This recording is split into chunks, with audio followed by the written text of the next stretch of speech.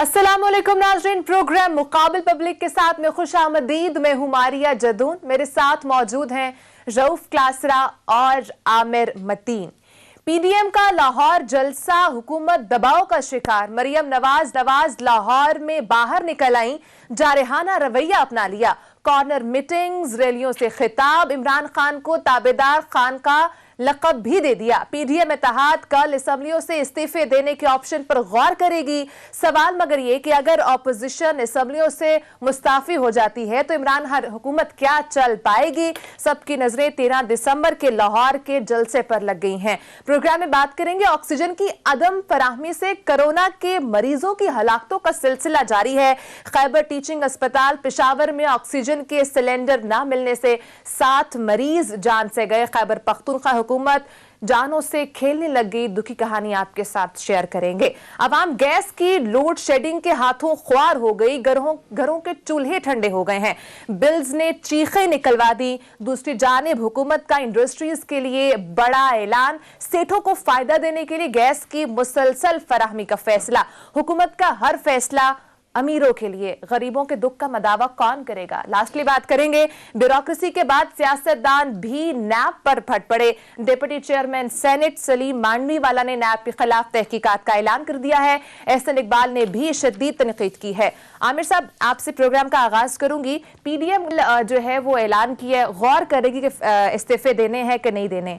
Noon league let's suppose इस्तीफा दे देती है, क्या पीपल्स पार्टी के जितने भी रहनुमा हैं वो इस्तीफा देंगे? और लेट्स सपोज अगर वो दे देते हैं तो हुकूमत फिर कैसे चल पाएगी, ऐवान कैसे चलेगा?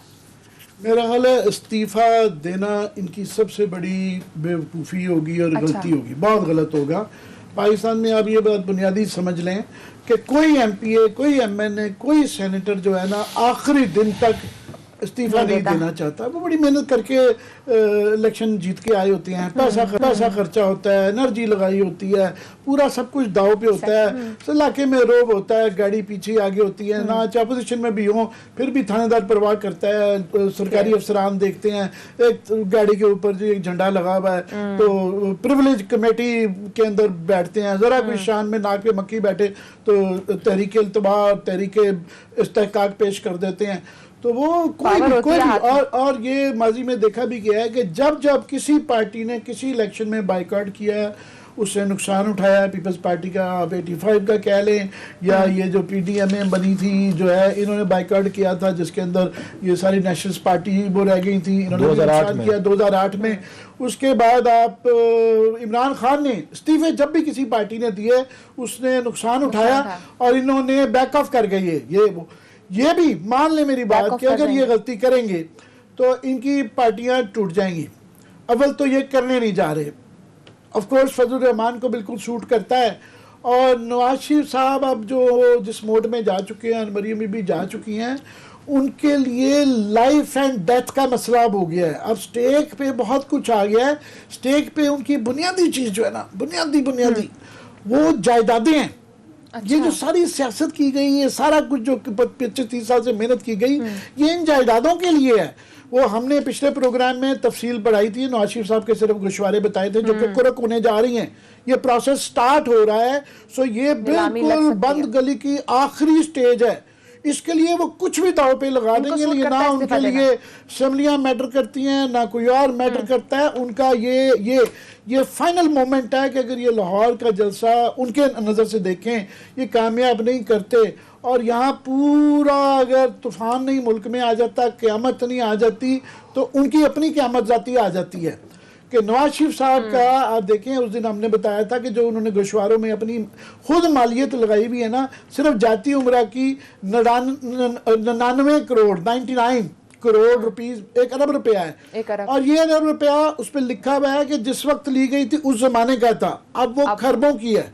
अब वो खरबों की सिर्फ नवाज शरीफ साहब की जायदादें हैं, कारें हैं, ज्वेलरियां हैं, कोठियां हैं, दफातर हैं माल रोड के, मरी की कोठियां हैं, बहुत कुछ वो सारी सारी जब वो कुर्क होने जाएंगी तो आप ये सोचेंगे क्या इनका हाल होगा। डार साहब जो है ना सबसे ज्यादा वो गुलबर्ग की कोठी को अपने रोते हैं। इनको लिए ये जो है ना फिर एक स्पेक्टिकल भी है ना, पॉलिटिकली एक शिकस्त भी है, बेइज्जती भी है, इखलाकी तौर पे मॉरली देख रहे हैं लोग कि जनाब इतना बड़ा नवाज शरीफ 30 साल 35 साल इन्होंने हुक्मरानी की, पाकिस्तान के अमीर तरीन लोग, तो ये तो बिल्कुल शेक्सपियरियन ट्रेजेडी है कि एकदम ऊपर से किंग लियर मैक पर वो एकदम से दड़म करके आप जायदादें बिक रही हैं, कुर्की हो रही है, टगे टगे के ठेकेदार दो आने के लोग जो है भैंसों पे घोड़ों पे वहां पे कारों के ऊपर बोली दे रहे हैं 4000 10,000 4000 10,000।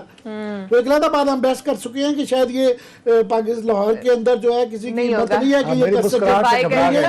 ये मैंने इनकी स्माइल देखी थी, मुझे पता था कि ये पॉइंट पकड़ेगी। मगर मैं ये सिनारियो पेश कर रहा हूँ इनके पॉलिटिकल स्टेक्स का, वो होता है नहीं होता, एक बेइज्जती तो है ना, तो वो तो उनको तो नींद नहीं आ रही। वो आपने देखा नहीं नवाज शरीफ साहब का वो पता नहीं क्लिप दिखाया है कि वो पूरी वहाँ कितने हंस के वर्कर से बात कर रहे थे, जब एकदम वो जो एक उनका लीक हुआ है क्लिप कि वो चाय वाले से बोल रहे हैं, तो वो देखा था ना, वो असल मूड है आजकल कि तू चाय दे देती है, पता नहीं है मैं तकरीर कर रहे हैं उस दौरान क्यों दे दी मुझे, वो एक्टिंग देखी थी ना, ये बाकी एक्टिंग थी, ये उनका असल इस वक्त मूड है कि जिसके अंदर तो ये जो लोग देख रहे हैं ना, ये लाहौर का जलसा और आगे जो वो करने जाना चाहेंगे उसके पीछे ये बैकग्राउंड समझे कि उनका स्टेक पे बहुत कुछ है, सब कुछ है, तो वो पूरे खानदान का है, जाती उम्रा बिकने जा रहा है, बाकी तो छोड़ें, तो बुजुर्गों की कब्रें भी बीच में हैं जो है, ये पता नहीं क्या बनेगा उसका।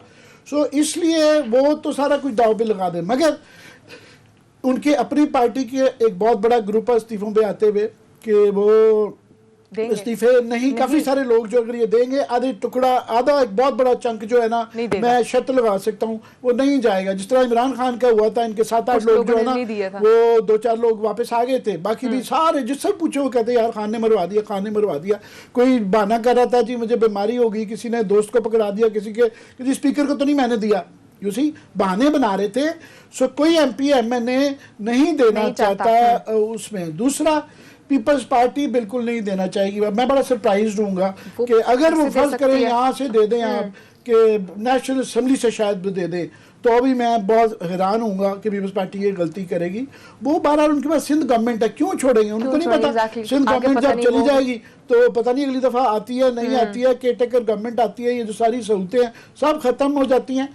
तो मेरा नहीं ख्याल है कि सिंध में पीपल्स पार्टी ये गलती करेगी, ये करें और वो ना करें और फैसला हो जाए तो फिर PDM में भी क्लैश आ जाता है। और फिर आगे सेनेट का इलेक्शन आ रहा है, आप देखिए ना, नून लीग को 4-5 सीटें जो मिलनी हैं, 5-6 सीटें शायद इनकी बन जाती हैं, इधर की भी मिला के, कभी वहाँ की KP की भी मिला के 3-4-5 सीटें इनकी पंजाब से बनती हैं। फिर इनकी जो है सिंध से जो पीपल्स पार्टी की जो है उनके 5-6 बंदे जो आने हैं वो उनके भी वो जाते हैं, तो लोगों ने वो भी जो आनी है वो भी नहीं आएंगी और इधर से भी जाएंगे और ये गलती होती नहीं है। अब आ जाते हैं असली कि ये जो मरियम बीबी के आज जो है ना जलसे लाहौर में चल रहे हैं, अभी भी थोड़ी देर पहले बदामी बाग में किया है, तो फैक्ट ये है कि बहुत अच्छे जलसे हो रहे हैं, जोश नज़र आता है और उनके लिए बहुत जो है ना, आप देखें मैं खुद लाहौर में पला बड़ा हूँ, लाहौरियों का मूड नज़र आता है कि वो आतिशबाजी चल रही है, हलवे चल रहे हैं, सारा रौनक लगी हुई है। तो उनको प्राइम टाइम पे देखें ना, मरियम बीबी को TV मिल रहा है, उनकी तकरीरें दिखाने जा रही हैं, उनको याद रहे कि उनको अब उन्होंने कैरिश्मा अपने डेवलप कर लिया है, वो तकरीर कर लेती हैं। बीबी की लोग पूजा करते थे, बीबी की हालांकि उर्दू और सिंधी बड़ी कमज़ोर थी, इनको जो है पंजाबी भी बोलती है, उन्होंने लाहौर में पंजाबी में भी तकरीर की, फिर पंजाबी को उर्दू में ट्रांसलेट किया, उन्हें अंग्रेज़ी भी आती है और वो करेक्ट कर पा रही हैं। वो इस वक्त जो बिल्कुल इस वक्त आपको ये मानना पड़ता है कि वो अच्छे जलसे कर रही हैं और जो है उसमें ये प्रेशर गवर्नमेंट पे आ रहा है कि ये अगर जिस तरीके से बिल्डअप कर रहे हैं तो लाहौर का जलसा, इसमें मुझे कोई शक नहीं है कि बड़ा होगा। कितना बड़ा होगा वो आगे देखेंगे उस दिन को, मगर बड़ा तो वो हो जाएगा, इसमें तो कोई हर्ज नहीं है। अब ये है कि देन व्हाट, ये क्वेश्चन है, सबसे बड़ा सियासी सवाल इस वक्त ये है कि ये जब बड़ा हो जाएगा तो फिर क्या होगा। और उससे पहले ये भी सवाल है छोटा सा कि ये अभी क्यों बड़ा क्यों हो रहा है, लोग इकट्ठे क्यों हो रहे हैं। पहली बात तो ये है कि लोग अच्छी तकरीर कर रहे हैं, एक रौनक है। दूसरा, महंगाई से लोग बहुत तंग हैं और जो है ये गवर्नमेंट सिर्फ 50 रुपए बिजली चीनी ऊपर करके 20 करके ये कह रहे हैं नहीं भाई साहब ये बिजली गैस सारी चीज़ों के अभी करना पड़ेगा। दूसरा, ये नज़र नहीं आ रहे कि ये इस पे फिक्रमंद हैं और ये नज़र नहीं आ रहे कि ये लोगों को उम्मीद दें कि यार हमारे पे वो घबराना नहीं चलेगा। लोगों को टाइम आ गया कि आप ये पीटीआई गवर्नमेंट को ये मैसेज देना है कि हमें आपकी तकलीफ महसूस कर रहे हैं और हम इसका सदुपयोग भी कर रहे हैं और उम्मीद दे रहे हैं कि हम ठीक कर लेंगे इसको। अभी ये उम्मीद नहीं दे रहे, अभी ये गुरूर में आ गए हैं कि नहीं नदीम बाबर की डिफेंस में आ रहे हैं। वो हम अब तक बाद में प्रोग्राम में बताएंगे कि वो क्या ये गलती कर रहे हैं। ये रजाक दाऊद की डिफेंस में आ रहे हैं। जो मिनिस्टर पे जरा सा आता है तनकीद, बजाय इसके कि फारिग करें, अपना गन साफ करें और कहें जी बिल्कुल लोगों की उम्मीद बरकरार रखें, ये इनको ये मैसेज नहीं दे पा रहे हैं। इसलिए जो है ना लोग इकट्ठे तो हो रहे हैं। अब आगे डिपेंड करता है कि इनकी हैंडलिंग, कि ये गलती क्या करते हैं। अब ये कलबंदी कर रहे हैं कि जलसा करने दे रहे हैं, मगर उस दिन की हैंडलिंग जो है ना उस पर मुझे इनके ऊपर एतबार नहीं है। इनका मुल्तान में भी हाल देखा है, इस्लामाबाद में भी यहाँ देखा हुआ है। और बुजदार साहब, मुझे वहाँ पे कोई कारीगर लोग नहीं नजर आ रहे इनके कि जो कि जब ये जलसे होते हैं, जलसे करवाने से वाले से ज़्यादा हुकूमतों के लिए इम्पोर्टेंट होता है जो वहाँ पे फैसला कर रहे होते हैं। अब देखें ना मॉडल टाउन का गले पड़ गया हुआ है ना शहबाज शरीफ साहब, आज तक पड़ा हुआ है। तो वहाँ पे उस दिन जो गलतियाँ करनी है या गलती कर सकते हैं उससे ये कुछ भी हो सकता है, वरना होने को ये हो जाएगा। देखेंगे पहले भी जलसे हुए, ख़त्म हो जाएगा। मगर ये कैपेबल हैं गलतियां करने के, ये पहले भी करते हैं। इनकी कोई, मुझे वहाँ पे कोई अक्लमंद होते हैं ना मैकेनिक, उसे कहते हैं सियासी मैकेनिक, कि हमें पता होता था कि यार पीपल्स पार्टी में ये फलाना बंदा ना ये बड़ा सियासी मैकेनिक है, इसको बड़ी समझ है कि डे टू डे कैसे डील करनी है। नून लीग के बाद बड़े इस तरह के मैकेनिक हैं।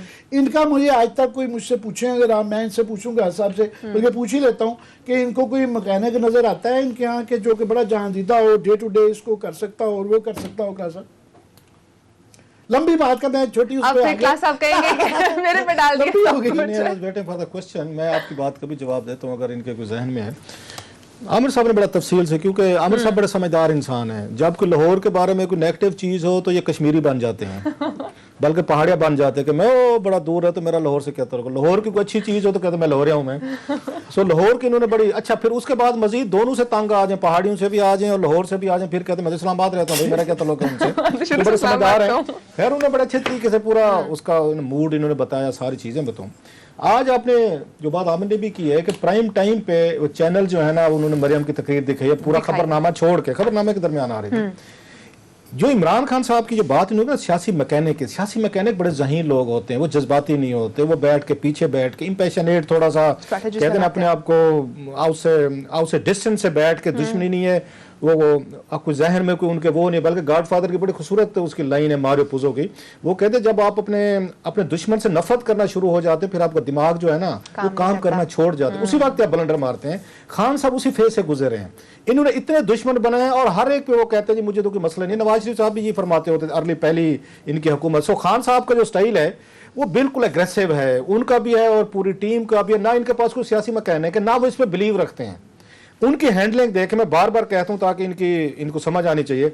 आप लोगों ने जिस तरह का मीडिया इन्होंने डिलीवर किया सर नवाज शरीफ साहब को, ये मेरी राय है एज ए जर्नलिस्ट, मुझे 22 साल इस्लामाबाद में, 23 साल इनको ज्यादा हो गए, कि इन्होंने प्लेट में रख के इमरान खान साहब ने अपने दुश्मनों को, मुखालफों को, पाकिस्तानी मीडिया, इन्होंने उनको डिलीवर किया है। मुझे याद है, आप भी थे उसमें, जो पहले इनकी वहां पे मुलाकात हुई थी, मेरा कल 15 अगस्त को, 17-18 को इनका जब हलफ हुआ था, तो 15 दिन बाद ये सहाफियों से मिले थे वहां पे, मेरे ख्याल 30 के करीब एंकर से, जर्नलिस्ट थे, जो ये समझते थे कि ये इमरान खान साहब का ख्याल था जिन्होंने आके वो किया है, उन्होंने यहाँ पे शरीफ हुकूमत को या जरदारी साहब को वटेवर उनको एक्सपोज किया है, जिसके बेनिफिशियरी इमरान खान साहब थे। ये उसमें आपको याद होगा, आज उनसे इंटरव्यू कौन करता है?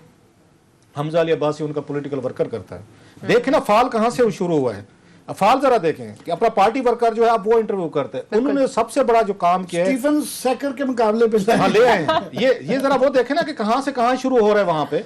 उन्होंने भाई इतना बड़ा मीडिया आपके साथ खड़ा था, पब्लिक आपके साथ खड़ी थी, आपको एक मॉरल सपोर्ट मिल रही थी, आपको आप पे कोई आपके Pressure अगेंस्ट as such बिल्कुल नहीं वो था। जरदारी साहब या नवाज शरीफ साहब सारे के सारे वो लेटे हुए थे, कहीं भी नजर ही नहीं आ रहे थे। इन्होंने बड़ी मेहनत की है, इन्होंने कि नहीं यार कोई मजा नहीं आ रहा, कोई अकेले खेल का हाँ, मजा कोई यहाँ पे चस नहीं आ रही, कोई दो चार बड़े दुश्मन, इन्होंने मीडिया पे क्रैकडाउन शुरू करवाए, मीडिया के साथ जाते हैं कि मीडिया ने अब अपने सर्वाइवल के लिए क्या करना था। कुछ कहते रहे लोग जी इनको न्यूट्रल रहना चाहिए था, इनको बैसेज का शिकार नहीं होना, ये इंसान है हजूर, ये कोई आपका ब्रिटेन का या आपका उसका मीडिया नहीं, इवन अमेरिका में देख ले वो भी उनके गले फिट हुए हैं। बल्कि मैं सुन रहा था मजे की बात, उनके मीडिया के बारे में बड़ी अच्छी अंडरस्टैंडिंग है, वो ये फरमा रहे थे, इंटरव्यू था उनका, कि ये बताएं कि इसका ट्रंप का क्या कर लिया मीडिया ने। जरा ये इंटरेस्टिंग अंडरस्टैंडिंग बता रहा हूँ, सुनते हैं कि ट्रंप का मीडिया ने क्या कर लिया। खान साहब फरमाते हैं, उन्होंने जी कैसे, वो ये फरमाते हैं अब ये देखे ट्रंप ने तो आपके सामने 2016 से ज्यादा वोट ले लिए। ये जो मीडिया इतनी बड़ी बातें करता रहा है, मीडिया इनके खिलाफ स्टोरीज करता रहा है, स्कैंडल करता, तो क्या हुआ, पहले से ज्यादा वोट ले गया। उनके नजदीक ये बात मैटर नहीं करती, तारीख में ये लिखा जाएगा कि ट्रंप जो है वो इलेक्शन हारा और उसके मुकाबले में जो बाइडेन जो है वो कहीं पे उम्मीदवार ही नहीं था, कि नजर ही नहीं आता। अमेरिकन उसको सीरियस नहीं ले रहे थे, अमेरिकन नहीं समझते थे ट्रंप उनको यहाँ पे क्रश करके खा के रख देगा, इसको तबाह करके रख देगा। और वही जो बाइडेन जो है वो बहुत सारी उन स्टेट से जीते जहां से रिपब्लिकन जीते थे। बिल्कुल। एक बात ये मीडिया की वजह से हुआ है, और मेरा ख्याल 94 के बाद पहली दफा, जब 92 के बाद 92 के बाद ये पहला प्रेसिडेंट है जो रीइलेक्ट नहीं हुआ, और मीडिया की वजह से नहीं हुआ। अच्छा, दूसरी बात, मीडिया को क्या करना चाहिए था, उसको ट्रंप को सपोर्ट देनी चाहिए थी। वो वहां पे रेशियल, वहां पे लिंगुअल, वहां पे एथनिक, वहां पे आपस के सिविल वार की सिचुएशन हो गई थी, मुसलमानों पे बैन उन्होंने कर दिया, 6 मुल्कों पे नहीं जा सकते। तो खान साहब का ये ख्याल है कि जनाब मीडिया को उनको सपोर्ट देनी चाहिए थी उसको, कि ट्रंप साहब ठीक कर रहे हैं। जनाब ये ट्रंप को हराने में मीडिया का ही रोल था। अगर आपकी ये अंडरस्टैंडिंग है कि एक जैसे जो बाइडेन जैसे नॉन एंटिटी, कोई बहुत बड़ा मुकाबला नहीं था सर, आप तो फॉलो करते हैं, कोई उसके मुकाबले में कंपटीशन नहीं था, कि 20-22 साल बाद पहला प्रेसिडेंट है जो आखिर इलेक्ट नहीं हुआ। आप कह रहे हैं मीडिया ने उसका क्या कर लिया। अगर आपकी ये अंडरस्टैंडिंग है, फिर तो नवाज शरीफ साहब एंड कंपनी जो है आपको लम्हा पाव उन्होंने आके डाला हुआ, जिस तरह हुकूमत को जिस तरह की तकरीरें कर रहे हैं, तो फिर तो मरियम नवाज उनको लगेगी। अब ये कहेंगे जनाब कि वो आप देखना मीडिया उनको करप्ट लोगों को वो कर रहे हैं, सपोर्ट कर रहा है, रोमांटिसाइज कर रहे हैं, जो उनको ग्लोरीफाई कर। तो आपके रैंक्स में जो बैठे हुए हजूर, आप उनकी तो कोई नहीं बात करते, आप उनके खिलाफ एक्शन लेने को तैयार नहीं है। ये हम जिस टॉपिक पे भी आएंगे जो वहां पे हुआ है सर, इसका ये उसमें केपी में हुआ है, अगर ये वाकया पंजाब में होता, उनके दौर में होता, शहबाज शरीफ साहब के दौर में होता, जो होते ही रहे हैं वाकयात, तो आपको पता है गैस खत्म हो जाती थी, आग लग गई थी चिल्ड्रन वार्ड वगैरह में, बल्कि उसमें हार्ट का जो उनका था वहां पे सब कुछ हुआ था। आपने जो टीम बनाई है, जिस तरह के लोग आपने रखे हैं, जिस तरह की मारधाड़ आपकी हुकूमत में हुई है, तो मरियम नवाज जो है, मैं फिर कह रहा हूं, आपने डिलीवर किया है, मीडिया को आपने मजबूर किया है कि मीडिया अपनी जान बचाने के लिए, वो वही लोग जो आपके एनिमीज थे, वो फिर कहते ना दुश्मन का दुश्मन जो दोस्त होता है। आपकी तो स्ट्रेटेजी ये थी, ये आपकी समझदारी थी। आमिर साहब कह रहे हैं मैकेनिक्स नहीं है इनके पास, सबसे बड़े मैकेनिक तो खुद हैं वो जो बैठे हुए हैं इसमें, हुकूमत बैठे हुए हैं, उन्हें जरूरत है। मैकेनिक अपने आप को मैकेनिक समझते हैं, मगर वो मैकेनिक मैं जो रिस्ट्रिक्ट सेंस में कह रहा था ना, वो समझ आपकी बात बिल्कुल आपकी सही बात है। इनके नजदीक मेरी एक दो से बात हो रही थी, इसमें जो इनकी पार्टी के तर्जमान है, दो ही काम होते हैं, एक बैठते कैबिनेट का इजलास होता है, उसके बाद बनी गाला में तर्जमानों का इजलास शुरू हो जाते हैं, वहां से उठते हैं तो जनाब उसके बाद पार्टी की कोर कमेटी का इजलास, सारा दिन यहाँ पे वही होता रहता है, इधर उधर इजलास होते रहते हैं। 10 तो अब तर्जुमान बन गए हैं, एक महीने के अंदर 6 बदले जाते हैं और वो आपस में ही लड़ते रहते हैं एक दूसरे के मुकाबले में। दूसरा आपने ये कहना है कि ये क्या डैमेज कर लेंगे आपने इलेक्शन से पहले की। सर एक मिथ होती है, ब्रेक की जाती है, वो कहते हैं कि किंग इज, वो बच्चे वाली बात जो कहते हैं कि बादशाह सलामत ने कपड़े नहीं पहने हुए, मुझे उसकी मतलब अच्छा कोट है सर। जनरल मुशर्रफ के खिलाफ एक मिथ थी आप और हमने रिपोर्टिंग की हुई सफर्ड कि जनरल मुशर्रफ पे बात नहीं हो सकती, कोई नहीं कर सकता, क्योंकि जनरल मुशर्रफ बड़ा ईमानदार है, वो माचो है, वो कमांडो है, तो वो फलां सिपा सलार है, बहुत सारी बात नहीं हो सकती। एक बंदा खड़ा हुआ सर, अच्छा कहें बुरा कहें, इफ्तिखार चौधरी, उसने कहा नो जनाब बादशाह सलामत ने ये आके वहां पे नहीं पहने हुए कपड़े, उसने मिथ तोड़ी। फिर वकील एंटर हुए, फिर मीडिया एंटर हुआ, फिर तकरीरें शुरू हुई, मीडिया एंटर हुआ, फिर वकील, फिर क्या हुआ, फिर वो है ना, उसके बाद गए मुशर्रफ साहब गए, इनके खिलाफ जो हुई है मिथ तोड़ी है, पहले बात नहीं हो रही थी, किसी को जरूरत नहीं हो रही थी कि करेंगे। इन्होंने जलसों में जाके इनकी इनकम्पिटेंसी, इनके स्कैंडल, इनकी स्टोरीज करके लोगों के नजदीक जो मफूकल फितरत इनका बना हुआ था ना कि इन पे तो बात नहीं हो सकती, ये तो कोई गलत काम कर ही नहीं सकते, उन्होंने उस मिथ को ब्रेक किया है। लोग अब आप एक बात कभी आपने की ना कि महंगाई की वजह, सर महंगाई की एक होगी रीजन, और महंगाई से ज्यादा इनकी इनकम्पिटेंसी, मतलब बुजदार साहब को इन्होंने सूबा दिया है सबसे बड़ा, उस पे इन्होंने लड़ लिया है, हर एक से जिद कर ली है, जिद बना लिया है कि नहीं इसी से चलवाना है। सर उसकी वजह ऐन आ गई ना दरमियान में, ऐन इमरान खान, ऐन उस्मान बुज़दार, ऐन जनाब आरिफ अलवी, तो ये कैलकुलेशन है पूरी की पूरी। आमिर मतीन ही नजर आता है। तो आपके साथ तो इश्क भी नजर नहीं आता। आपके साथ तो है। सो आपने जब पंजाब जैसे बड़े सूबे को हवाले कर दिया है, बिल्कुल कहाँ शहबाज शरीफ जैसा भी था, एक आगे ड्रामेबाजी जो भी था कर लेते ना, बकौर आपके बूट शूट पहने, हैट पहना, साथ में उन्होंने कोई उसके बाद आके अपने पास रख हंटर लिया और जाके निकल गए, मैदान में निकल गए। आपने कहां से 180 की स्पीड से चलते चलते 40-50 वाले बंदे को बिठा दे के भाई साहब मर्सिडीज के बाद आपने आल्टो दे दिया कि आप इसको चलाएं और इसको डिफेंड भी कर रहे हैं। आपकी कैबिनेट में जो लोग बैठे हैं, जिन पे स्कैंडल हैं, जिन पे स्टोरीज हैं, आपको पंजाब में कोई वजीर नजर आता है? आपको आप मुझे बता दें, एक दो वजीरों को छोड़ के आपको किसी की परफॉर्मेंस नजर आती है?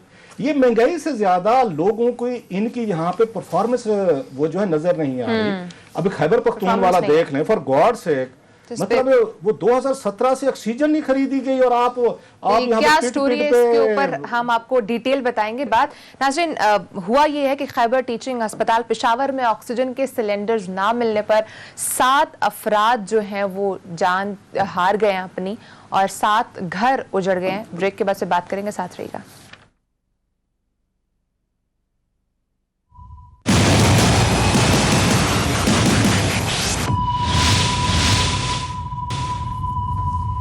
वेलकम बैक नाज़रीन। आमिर साहब, कुछ मिथ्स होते हैं, क्लास आपने बात की है, वो टूट जाती हैं। ये एक बड़ी अच्छी बात की इन्होंने कि एक औरा होता है एक सियासतदान का और एक मिथ होती है उसकी।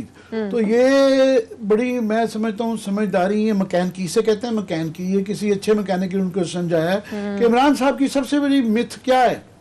वो ये है कि उन्होंने पकड़ लिया बंदा ईमानदार है। ये जो है ना, आप देखें, ये इनका है कि इनके बहुत बड़े नकाद भी इनके ये कहेंगे यार कम से कम खुद तो वो बेईमान नहीं है ना, चलो इर्द गिर्द वाले हैं, फलाना है, ये है, वो खुद तो यहाँ। तो वो अब उन्होंने ये जो बुनियादी वो जो जिन की जान जिस तोते में होती है ना, वो पकड़ा हुआ है और बड़े अच्छे तरीके से। मैं ये कह रहा हूँ, ये मैकेनिकी है कि ओ जी LNG जो है वो देखें नदीम बाबर। अब ये जो टेक्निकल बहसें होती थी, हम जब LNG पे 2-3-4 साल से कर रहे हैं, मैं क्लास साहब, लोग कहते थे यार ये तुम क्या टेक्निकल वो करते हो, हमें तो समझ ही नहीं आती है। तो हम लगे हुए थे कि भाई साहब ये आपको जो घर में गैस नहीं आ रही है और महंगी मिल रही है, ये LNG जो है ना, ये फॉलो किया करें।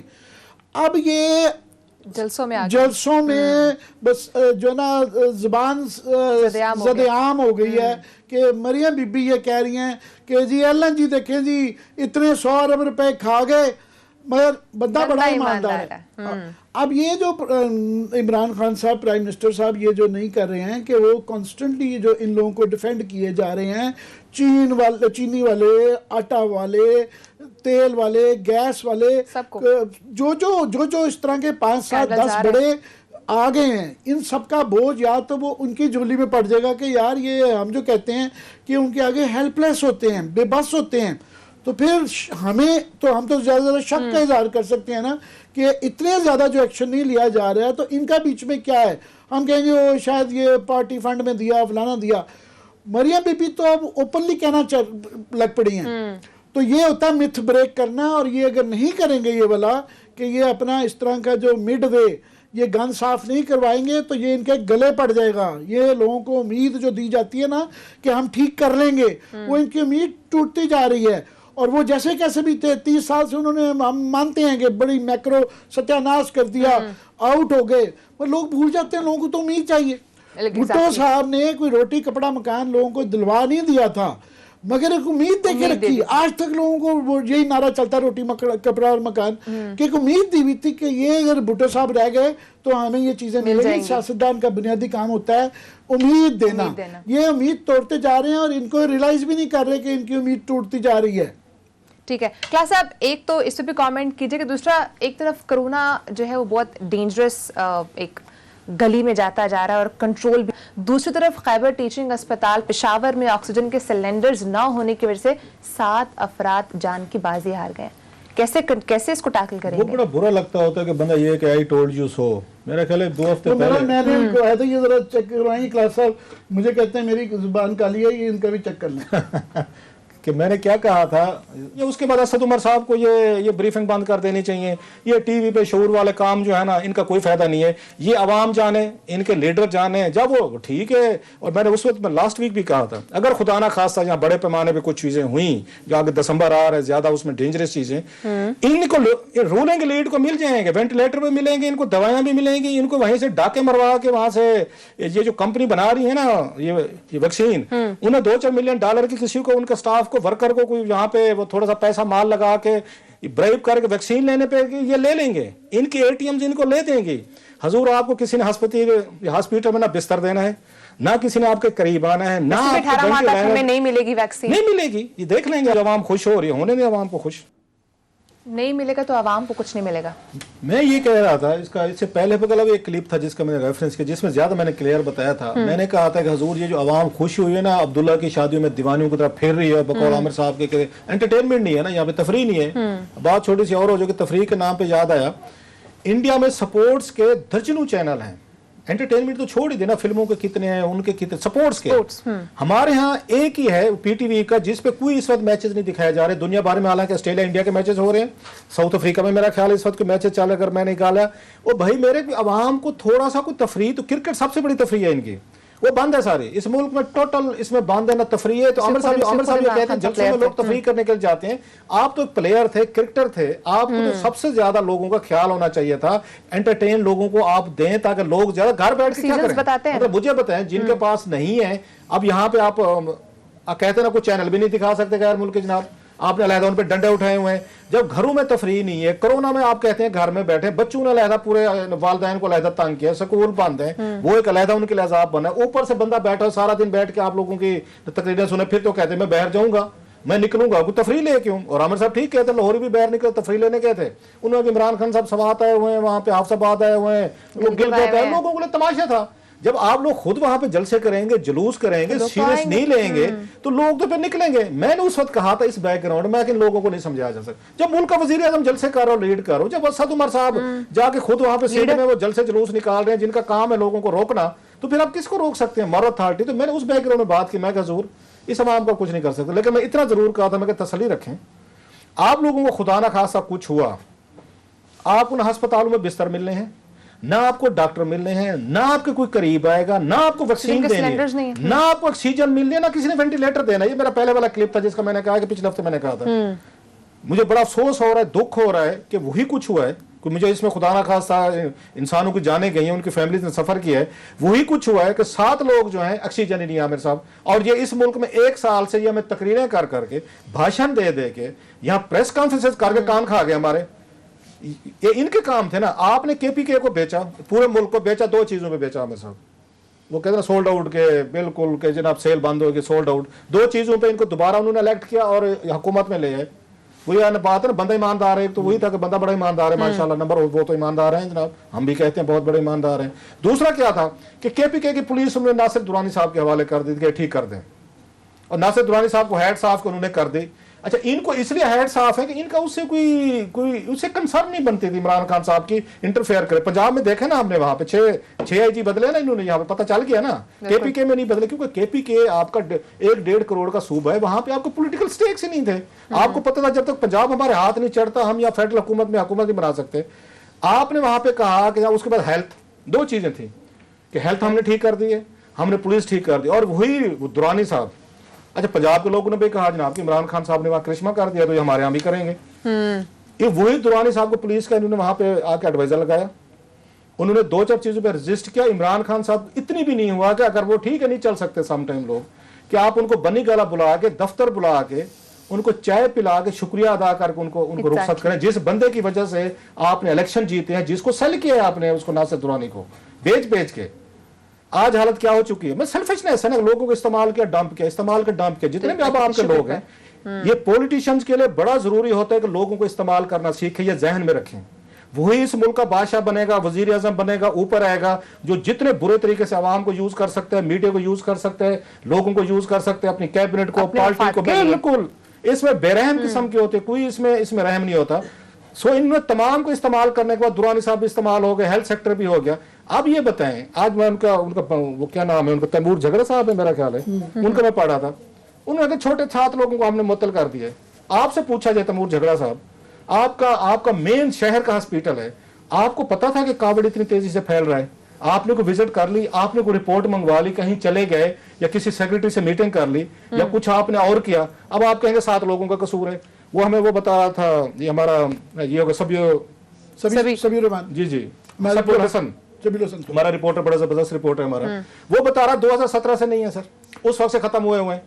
2017 कॉन्ट्रैक्ट खत्म हुआ था, रिन्यू नहीं किसी ने किया, वहां सप्लाईज थी ही नहीं। इन लोगों पे ट्रस्ट किया जा सकता है ये हमें वैक्सीन ला के देंगे? मुझे अंदाजा करें, जो वहां सिलेंडर नहीं दे सके, जिनके पास गैस खत्म हो गई, ऑक्सीजन खत्म हो गई, सॉरी मैं गैस का कह रहा हूं, वो खैर गैस भी खत्म हो चुकी है, वो लहदा, जिनकी ऑक्सीजन खत्म हो गई, 4 सालों में जो लोग विजिट नहीं कर सके, हॉस्पिटल का चेक नहीं किया कि कल को कोविड है, ऑक्सीजन है नहीं है, 4 साल हो गए, वो कहते हैं वहां पे ऑक्सीजन का आपने कॉन्ट्रैक्ट नहीं किया। सो वी आर अनसेफ, और कोई हमदर्दी नहीं है, कोई उनपे वो कोई आपको कहीं से ये मीडिया ने बात उठाई हुई है, कहीं से खान साहब नजर, उनका कोई ट्वीट नजर नहीं आता, कोई हेड्स रोल नहीं होते जो हमें बताते थे कि उसका उन्होंने कोरिया का बताया था कि कोरिया का वजीर आजम, ये उनकी तकरीर थी कि कोरिया के वजीर आजम ने बकायदा उन्होंने इस्तीफा दे दिया था किसी समंदर में, वहां बोट में, फेरी में, उसमें फेरी में वो हो गया था, वहां पे मेरे ख्याल बच्चे डूब गए थे, उस बेचारे ने रोते हुए इस्तीफा दे दिया था कि जनाब क्या अगरचे अगर मैं डायरेक्टली रिस्पॉन्सिबल नहीं हूं, लेकिन मैं समझता हूं मैं इस मुल्क का वजीर आजम हूं, उनकी डेथ का मैं जिम्मेदार हूं। खान साहब तकरीरों में बताते होते थे। तो जनाब आज 7 लोग आपके सूबे में वो हो गए हैं, उनको ऑक्सीजन नहीं मिले। अच्छा ठीक है, वो ये मैन मेड गलती है। एक होती है ना कि आपकी चलो खुदा ना खासा डिजास्टर हो जाती है, कॉलमिटीज आ जाती हैं, खुदा की तरफ से होते, चलो वो बंदा सबर कर लेता है। ये तो अवॉइडेबल डेथ्स हैं जो आपकी जिम्मेदारी हुई है। मैन मेड पेशावर का ये जो है ना, ये मैं बहुत ज्यादा ये टिप ऑफ द आइसबर्ग है।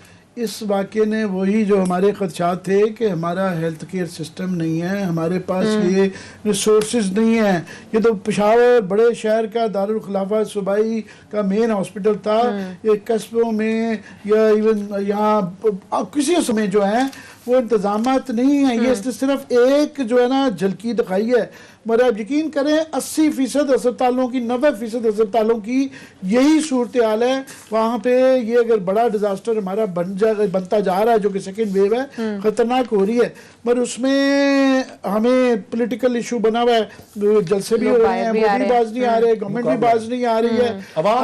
आगे याद रहे कि आगे मैं सिर्फ लास्ट बता दूं कि अगले साल में अप्रैल से कोई उम्मीद पहले है ही नहीं है। अभी हमने पैसे सिर्फ किए हैं और सिर्फ 15 करोड़ रुपया इसके लिए एलोकेट किया, जो कि बड़ी मज़गा खेज रकम है। और हम किसी जगह से भी सिर्फ हमें उम्मीद चीनियों से है कि ये जो वैक्सीन कर रहे हैं वो भी आते आते कई महीने मिनिमम 5-6 माह लग जाएंगे। अगर हमारी बहुत किस्मत रही और बहुत ज़्यादा इस पर मेहनत की तो अभी ये 5-6 माह हमारे दरमियान में और मौत के दरमियान में कुछ नहीं है कि अगर ये इस तरह बढ़ गई, खुदा ना खास्ता ये जब हो गई तो ये पेशावर का ये हाल है। बाकी सारे शहरों में लोगों ने इस तरह ये फैलनी अभी तक सीरियसली नहीं लिया, इसको लेना शुरू कर दें। इसको सीरियस लेना चाहिए और हमें जिस तरह से SOPs का बताया जाए इसको फॉलो करना चाहिए। ब्रेक का टाइम है नाज़रीन, ब्रेक के बाद हम बात करेंगे। एक तरफ आज हुकूमत ने इंडस्ट्रीज के लिए बड़ा ऐलान किया, लेकिन गरीबों को कोई नहीं पूछ रहा। गरीबों के हिस्सों में सिर्फ ज्यादा बिल्स आते हैं। एक्सक्लूसिव स्टोरी आपको शेयर करेंगे, साथ रहिएगा।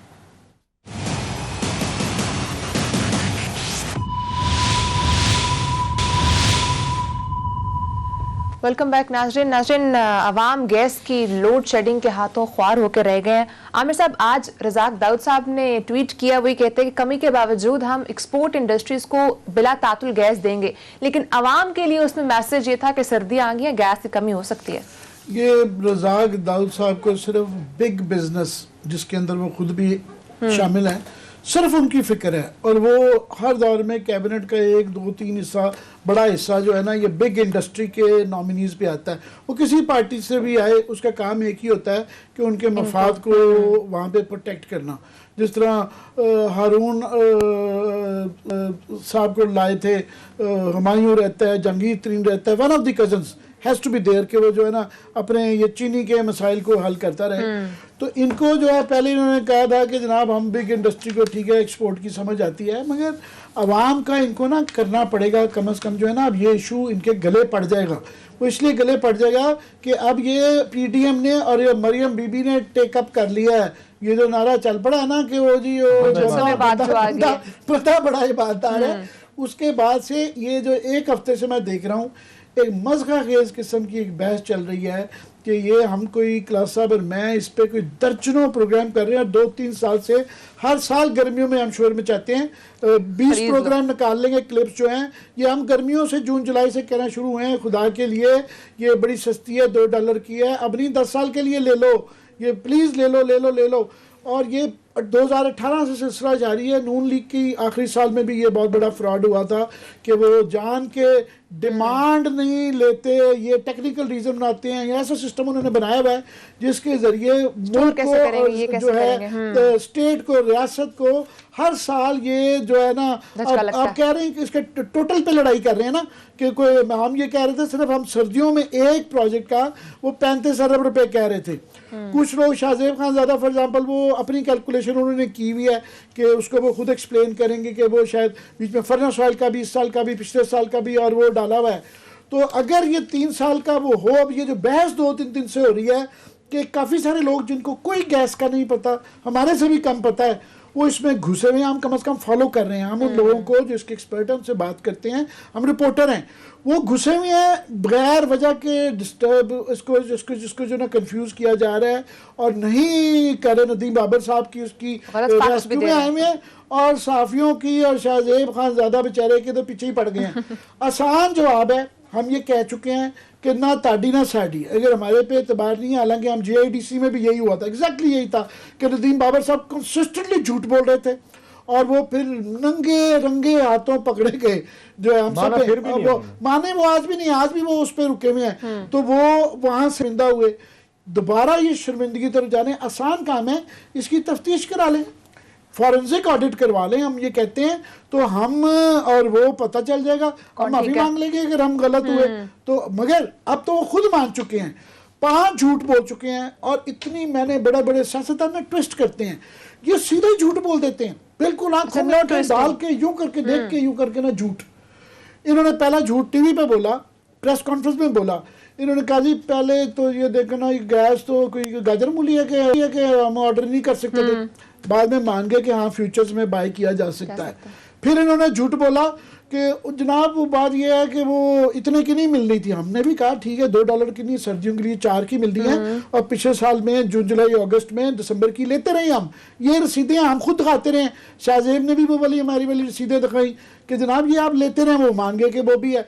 अब फिर वो उन्होंने कहना शुरू कर दिया, ट्विस्टिंग नंबर्स की हुई है कि जी हम तो देखें ना $10 पे ले रहे हैं, तो हमने स्पॉट बड़ी सस्ती ली है। वो नंबर्स को ना एवरेज जब $2 वाली जोड़ के ना एवरेज कम करके वो वाली कर दी हुई है। भाई साहब ये आप सिंपली इसकी हम ये कह रहे हैं, इसकी लंबी बहस में नहीं जाते, फॉरेंसिक और इसको करवा लें, आप तफ्तीश इसकी करा लें और वो सामने आ जाएगा कि जनाब 2-3 साल से लास्ट बहाना उनका सुन लें कि जी वो डिमांड नहीं होती तो हम कैसे खरीद सकते हैं। डिमांड कैसे होती है? पहली तो बात यह है कि हर साल सर्दियों में लोड शेडिंग गैस की होती है।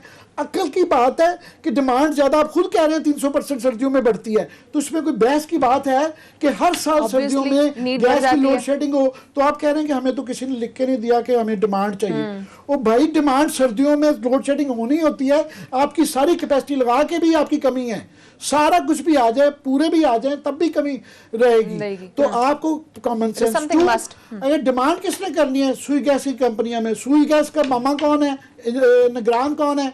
पेट्रोलियम मिनिस्ट्री, नदीम बाबर और उमर यूब साहब। आप वो उनको खींचें। आपने एक्टिंग वहाँ पे लोग क्यों रखे हुए हैं?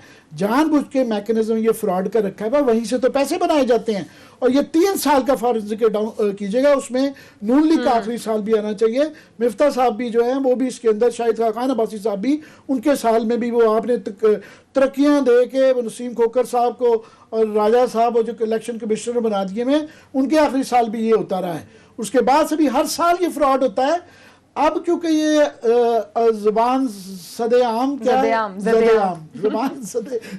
पे आ चुका हुआ है और ये गली कूचों में ग्वाल मंडी में ना मरियम बीबी नारे लगवा रही हैं, इससे जान छुड़ा लें वरना ये नदीम बाबर साहब और साहब आपको ले बैठेंगे।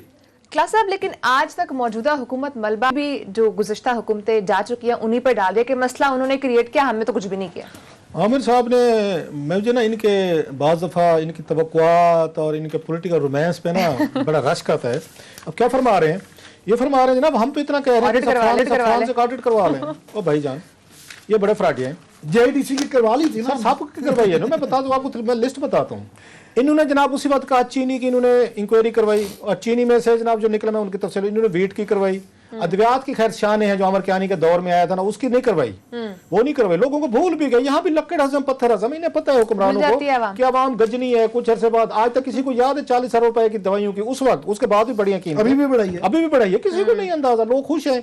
अच्छा चीनी, अब आमिर साहब का एक नया रोमांस शुरू हो गया कि गैस का इसके ऑडिट होना चाहिए। अब सुनिए जरा, वही कहते हैं ना बाज़ मुझे ये इनको शेर भी वही सुनाते हैं, मीर क्या साथ हैं जिसके सब उसी अतार के लौंडे से दवा लेते वाला हिसाब है भाई साहब। अच्छा आपने रज़ाक दाऊद का नाम लिया सर, इंक्वायरी रिपोर्ट पढ़ें जरा, 2 इंक्वायरी रिपोर्ट, एक FIA की जिसमें बुज़दार साहब भी पेश हुए, असद उमर साहब भी पेश हुए, अब्दुल रज़ाक दाऊद साहब भी पेश हुए और दीगर। हालांकि FIA को चाहिए था प्राइम मिनिस्टर ऑफ पाकिस्तान को भी भेजते क्वेश्चन के, बिकॉज के फैसले उनके किए हुए थे कि आप एक्सपोर्ट की इजाज़त जो है ये आखिरी फाइनल जो है ये कैबिनेट ने दी थी। खैर वहां पे अब्दुल रज़ाक दाऊद साहब जो है he is the main culprit, अगर आप उनकी इंक्वायरी पढ़ें। अभी एक उसकी कंपटीशन कमीशन ऑफ पाकिस्तान की इंक्वायरी रिपोर्ट है ये जो खान साहब जिसका रेफरेंस देते हैं, ये वह हुकूमत है जो खुद इनके लोग चोरी करते हैं, डाके मारते हैं। अच्छा वो हम रोला डालते हैं, वो पकड़े जाते हैं, फिर नारे मारते हैं हमने पकड़ लिया पकड़ लिया पकड़ लिया। ये हमारे देहातों में होता था, हमारे पहलवान करते थे, हम जाते होते थे ना वहां पे गांव के लोग, हमने कुश्तियां कबड्डियां खेलनी होती थी तो ये तय करके जाते थे, हमारा पहलवान हारने लगता तो हम जाके दौड़ के उसको उठाते थे, जीत गया आके कंधे पे बिठाया, जीत गया। ये वही काम करते हैं सारे के सारे। रज़ाक दाऊद साहब इसमें बकायदा मुलव्वस हैं चीनी स्कैंडल में। इन्होंने झूठे फिक्र दिए सर, इन्होंने असद उमर के पास, अगर किसी दिन असद उमर साहब बोल पड़े, अगर हिम्मत की उन्होंने तो वो बताएंगे जनाब मुझे गुमराह करने वाला, मुझसे फैसले करवाने वाला गलत ये चीनी के, जिसकी वजह से 300-400 बिलियन रुपीस अवाम की जेब से निकले, मिल वालों की जेब में गए, ये थे रज़ाक दाऊद साहब थे। इंक्वायरी जो रिपोर्ट है ना इसकी, इस कंपटीशन कमीशन है, खान साहब ने पढ़ी नहीं है क्योंकि चीजें नहीं पढ़ते होते इनकी गुफ्तगू डिफरेंट होती उसमें। बस फिर कल बात करते हैं कि इमरान खान साहब ने रिपोर्ट पढ़ी नहीं है, उस रिपोर्ट में क्या इंतजाम है फिर करेंगे। सब कुछ जो है वो सोशल मीडिया पर आवाम को दे दिया जाता है, इन रियल आवाम को कुछ भी नहीं मिलता। टाइम खत्म हो गया, आपसे कल मुलाकात होगी, अल्लाह हाफिज।